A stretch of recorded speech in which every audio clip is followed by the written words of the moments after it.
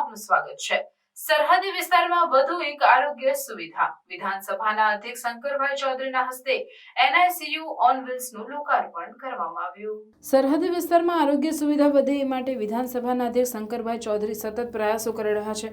થોડા દિવસો અગાઉ થરાદ ખાતે જિલ્લાની સરકારી હોસ્પિટલનું ખાતમુહૂર્ત કરવામાં આવ્યું હતું, જ્યારે UGVCLના CSR ફંડમાંથી થરાદ સરકારી હોસ્પિટલને 60 લાખના ખર્ચે તૈયાર થયેલ NICU ઓન વ્હીલ્સ ની નવી ભેટ મળી છે, જેનું અધ્યક્ષ શંકરભાઈ ચૌધરીના હસ્તે લોકાર્પણ કરવામાં આવ્યું હતું। આ પ્રસંગે વિધાનસભાના અધ્યક્ષ શંકરભાઈ ચૌધરીએ જણાવ્યું કે બાળ મૃત્યુ દર ઘટાડી શકાય એ માટે ખાસ કરીને નાના તાજા જન્મેલા બાળકને ICUની જરૂર પડતી હોય છે। બીજી હોસ્પિટલમાં બાળકોને જ્યારે રિફર કરવાના હોય ત્યારે નાના બાળકો માટેનું ICU ઓન વ્હીલ્સ બનાસકાંઠા જિલ્લામાં થરાદથી શરૂ થવા જઈ રહ્યું છે।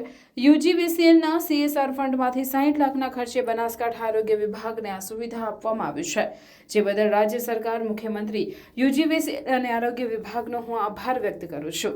આ સુવિધા સરહદી વિસ્તારના નવજાત અને નાના બાળકો માટે આશીર્વાદ બની રહેશે।